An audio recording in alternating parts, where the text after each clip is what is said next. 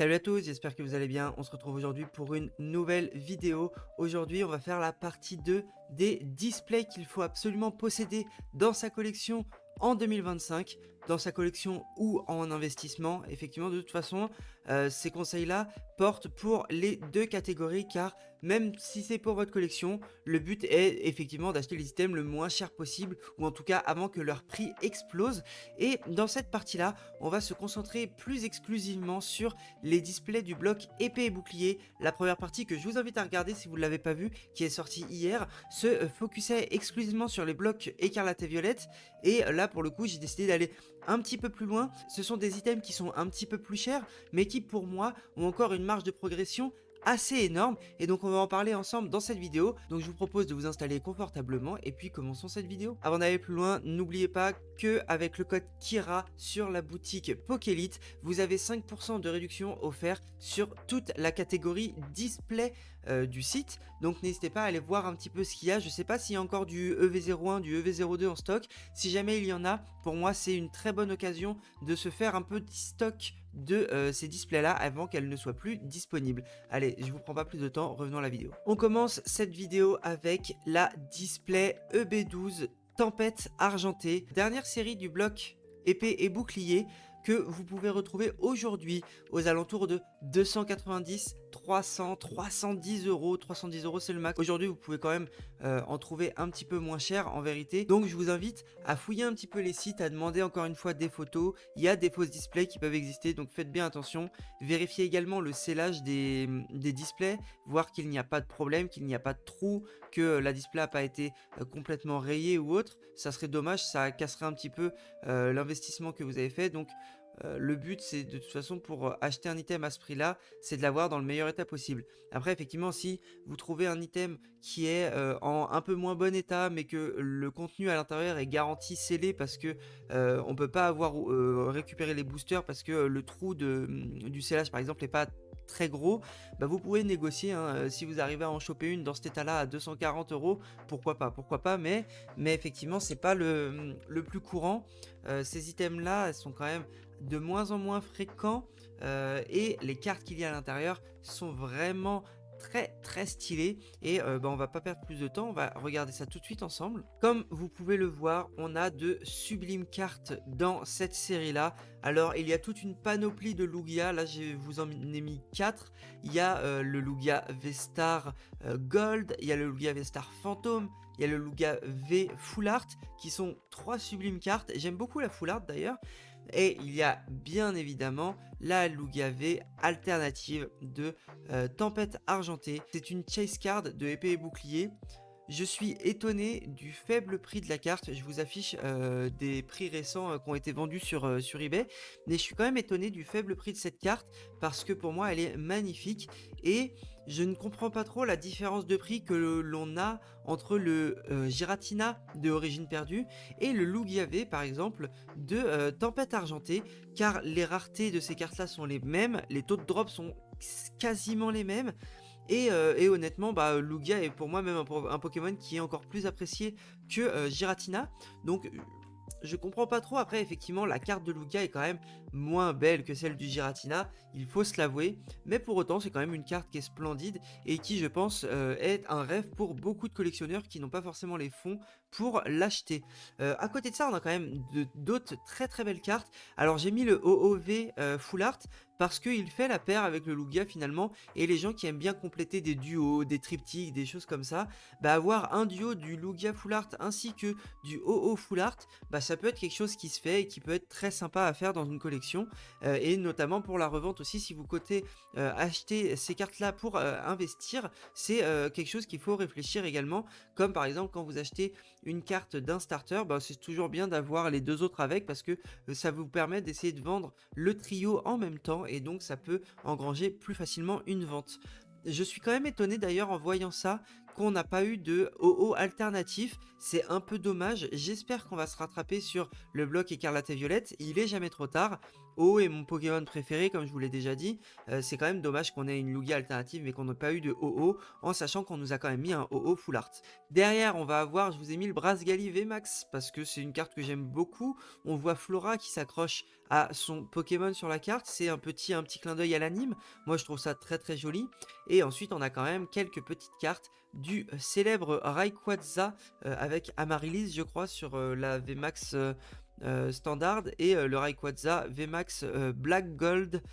C'est des cartes qui coûtent pas très très cher, mais qui sont très jolies. C'est du Rayquaza. Enfin bref, tout ça pour vous dire que la display Tempête Argentée contient un nombre de Pokémon appréciés assez importante, et c'est pour ça que je conseille fortement cette série là pour l'investissement, car à l'avenir les cartes qui la composent pour moi seront de plus en plus recherchées. On passe à la deuxième série du bloc épée et bouclier que je vous conseille en 2025. On parle bien évidemment de Point de Fusion. Le prix de la display est aujourd'hui d'environ 320, 330, 340 euros. Un peu plus cher que la Tempête Argentée. Et pourtant, cette display-là a été remise en stock il y a un moment, ça fait peut-être 1 an et demi, 2 ans maintenant. On pouvait l'acheter aux alentours de 180 euros, 160, 180 euros il y a 1 an et demi. Bon, aujourd'hui, c'est plus le cas. Aujourd'hui, il n'y a plus de stock de cette série nulle part.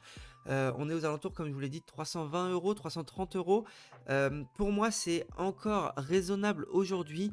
Cette display-là devrait continuer à monter dans les mois et les années à venir, c'est sans aucun doute, hein, mais pour moi, à partir de février-mars 2025, on commencerait à avoir une augmentation du prix de ces displays-là, car c'est une augmentation logique du marché. Quand on voit que les displays du bloc écarlate et violette commencent pour certaines à dépasser les 190-200 euros, sans compter Étincelle déferlante qui pour moi est une anomalie complète du marché, en fait c'est normal qu'on se retrouve avec des displays du milieu de bloc épée et bouclier, parce que Point de Fusion c'est le milieu de bloc, hein, c'est pas la fin du bloc. C'est EB8, donc finalement Point de Fusion c'est globalement notre Étincelle déferlante du bloc épée et bouclier, en gros. Bon, la série est moins hype, on va dire, parce qu'aujourd'hui une display de Étincelle déferlante elle est quasiment aussi chère que la display Point de Fusion, donc écoutez, c'est comme ça, il y a beaucoup plus de stock de Étincelle déferlante, vous vous en doutez. Mais cette série et les cartes qui la composent sont simplement incroyables. Pour parler des petites cartes les moins appréciées, on a le Mew VMAX Rainbow. On a le Mew V en full art, qui sont des cartes qui sont déjà très très belles, je trouve. Et derrière, les gars, on va avoir deux magnifiques alternatives V de Mew et Celebi qui ne coûtent pas cher du tout. Je crois que la Celebi, on doit être à peine à 70-80 euros, il me semble. Il faudra que je vérifie les prix, mais c'est des cartes qui sont pour moi encore très très abordables. Et en fait, c'est des cartes qui également faut acheter, je pense, en ce début d'année 2025, en plus de la display en fonction de votre budget, bien évidemment. Mais voilà, c'est des cartes qui pour moi sont incompréhensiblement bas en termes de valeur, en termes de prix. Et derrière, on va avoir trois sublimes VMAX alternatives. Celle de Mew, qui est celle que j'aime le moins. Ensuite, on va voir le Ectoplasma. Ectoplasma VMAX alternatif, qui est très apprécié, qui est vraiment très très cool. Mais on a quand même la GOAT des alternatives de Point de Fusion, qui n'est autre que la Mentali VMAX, qui est sublime. Je sais pas ce que vous en pensez, moi je trouve que la carte est vraiment incroyable. Elle est très très belle. Bon, on la connaît en japonais, elle fait partie du set spécial à côté de Eevee Rose. Elle est pas dans le set, mais elle est dans une box spéciale où il y a la carte à l'intérieur. C'est étonnant d'ailleurs qu'on ne l'ait pas eu dans la série Évolution Céleste, mais écoutez, ça permet de compléter également cette série Point de Fusion et de nous en faire une série incontournable pour l'avenir. Ensuite, troisième display du bloc épée et bouclier que je vous conseille, on parle bien évidemment de la display Star étincelante. Comment ne pas parler de cette display là? 340 à 360 euros, c'est normal. Il y a eu également un petit restock de cette série il y a quelques temps, donc pas mal de displays ont circulé, mais ce qu'il faut comprendre, c'est que c'est une série qui est très appréciée. C'est une série où il y a une carte de fou, le Dracofeu alternative, je vous en reparle encore, mais effectivement c'est une carte qui rend incroyable. 340 à 360 euros, c'est presque trop cher aujourd'hui. Donc pour moi, c'est le dernier rush pour acheter cette série-là. À partir du moment où elle va passer les 380, 390, les 400 euros finalement, ça sera une série qui ne sera plus assez intéressante selon moi. Et il faudra probablement se retourner vers des séries comme Point de Fusion ou comme Tempête Argentée, comme je vous ai montré juste avant. Et ça serait dommage du coup de ne pas en avoir au moins une, ne serait-ce que dans sa collection, parce que c'est une display qui est très jolie. Je pense que pour moi c'est ma display préférée en termes de couleurs utilisées, en termes de DA on va dire. C'est pour moi ma série préférée du bloc épée et bouclier, et je trouve que c'est une display sur laquelle il ne faut plus dormir, parce que c'est le dernier moment où elle est à un prix qui, on va dire, est convenable. Les cartes à l'intérieur sont tout aussi incroyables. Je vous ai parlé du Dracofeu alternatif. On a également un Dracofeu V Full Art. On a un Arceus V alternatif. Mais ce qui est vraiment fabuleux dans cette série-là, pour moi, c'est qu'on va se retrouver avec une multitude de trainer galeries, toutes aussi belles les unes que les autres. Le Noctali V, le Noctali V Max, le Nymphali V Max, ce sont des cartes qui sont magnifiques, ce sont des évolutions, donc des cartes qui sont forcément très appréciées. Et laissez-moi vous dire que ce sont des cartes qui ont un avenir sublime, un avenir étincelant. Vous l'avez, j'espère. Dernière série que je vais vous présenter dans cette petite vidéo, on parle de la série Règne de Glace EB05. C'est une série qui vaut entre 380 et 400 euros la display. Encore une fois, c'est des séries sur lesquelles il ne faut plus dormir, car c'est bientôt trop tard pour mettre des billes dessus, selon moi, parce qu'on va arriver à des prix trop élevés pour du simple investissement. Pour de la collection, c'est jamais trop tard, bien évidemment, mais pour de l'investissement, au-delà de 400-450 euros pour ces displays-là, il vaudra mieux se tourner vers d'autres séries qui ne sont pas encore autant montées aujourd'hui, et pour lesquels il y aura un attrait qui est au moins équivalent à celui de Règne de Glace. Mais écoutez, on va pas tarder plus que ça, je vais vous montrer pourquoi cette série est très très cool à posséder. Là, vous avez seulement 6 cartes. Alors effectivement, il n'y a pas 60 cartes très intéressantes dans la série. Il n'y avait pas de trainer galerie à l'époque, et c'est peut-être pour ça que ce genre de display là, pour moi, elles sont moins intéressantes sur le long terme. C'est que les trainer galeries aujourd'hui ne coûtent rien, et avec le temps, elles risquent d'exploser en valeur. Et du coup, les displays qui contiennent des trainer galeries risquent également de prendre plus de valeur dans le temps, là où Règne de Glace, c'est une série qui est cantonnée à ses alternatives, mais elle a de la chance, ses alternatives sont quand même vraiment incroyables. On a les deux Silver Roi qui sont pas forcément les cartes les plus appréciées, c'est dommage car ce sont les cartes alternatives VMAX, mais à côté de ça, on a, je vous parle par exemple du Brasgali VMAX qui est pour moi vraiment très très beau, mais derrière on va avoir 3 sublimes alternatives des oiseaux légendaires de Galar. Je vous ai pas mis le Elector parce que c'est pour moi une carte qui est pas si belle que ça, mais vous avez le Articodin de Galar qui est vraiment divin, et vous avez également ce Sulfura de Galar qui est juste magnifique. Je sais pas ce que vous en pensez, dites-le moi en commentaire. Quelle est votre alternative préférée du bloc épée et bouclier? Ça serait intéressant de le savoir. Je compte pas Évolution Céleste, vous êtes chiant avec Rayquaza et avec Noctali, c'est bon, c'est vraiment pas en plus les plus belles cartes qui sont sorties. Il faut être honnête entre vous et moi, ce ne sont vraiment pas les plus belles cartes qui sont sorties. Je pense que ce Zeraora V, par exemple, tabasse tous les jours la Noctali VMAX et la Rayquaza VMAX, et pour moi il n'y a pas de photo, hein, et je pèse mes mots quand je dis ça. Cette Zeraora est vraiment une carte magnifique, et pour moi un des tops des cartes à avoir en termes de beauté et même en termes de rareté et de prix, hein, finalement, dans le bloc épée et bouclier.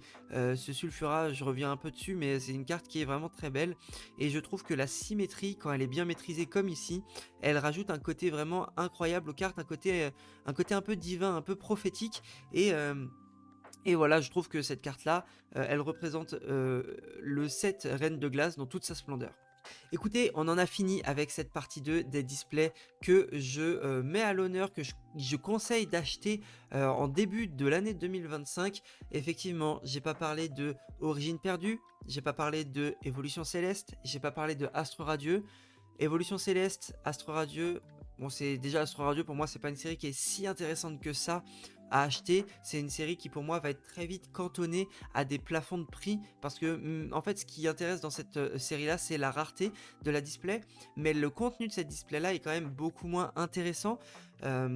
Évolution Céleste, le contenu est très très intéressant, mais la display est très très cher, et pour moi en termes d'investissement aujourd'hui ce n'est plus du tout intéressant d'aller sur cette série là. Si c'est uniquement pour de la collection, bien sûr qu'il faut y aller parce que le prix continuera de monter, on est d'accord, mais si c'est que pour de l'investissement, je pense qu'il est beaucoup plus intéressant de vous tourner sur une display Tempête Argentée que sur une display Évolution Céleste aujourd'hui. Et concernant Origine Perdue, c'est une position qui est un peu différente et qui est très difficile à appréhender. La display Origine Perdue aujourd'hui, elle se retrouve aux alentours de 500 € en moyenne. Alors oui, effectivement, ça peut être un bon investissement parce que la carte qui est à l'intérieur est sublime. Le problème, c'est qu'il n'y a pas tant de cartes que ça qui sont incroyables dans cette série.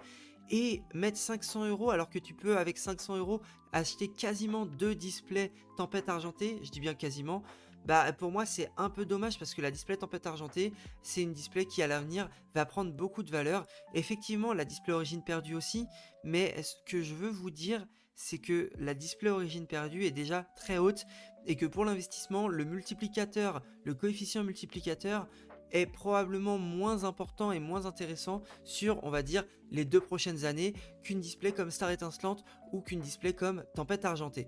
Après, encore une fois, toutes les displays sont bonnes à prendre, toutes les displays intéressantes. Astro Radieux, si c'est que pour l'investissement, je vous la conseille pas parce que on sait pas trop ce qui peut se passer avec cette série. Elle peut très vite augmenter comme elle peut stagner pendant très très longtemps.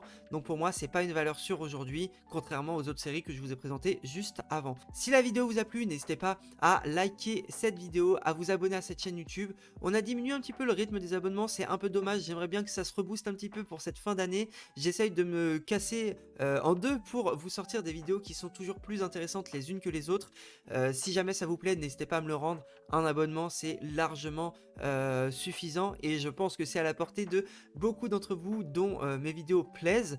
Écoutez, c'est tout pour moi. Je vous dis à demain pour une nouvelle vidéo. N'oubliez pas, on arrive bientôt à la fin du calendrier de l'Avent, la fin des 24 vidéos et également la fin du concours avec Pokélite pour tenter de remporter une ETB EV08 ainsi qu'une valisette Pikachu. N'hésitez pas, si jamais vous voulez participer au tirage au sort, il vous faut juste acheter n'importe quel item, même le plus petit, depuis le lien en description sur le site Pokélite et chaque participation vous donne droit à un ticket pour participer à ce tirage au sort.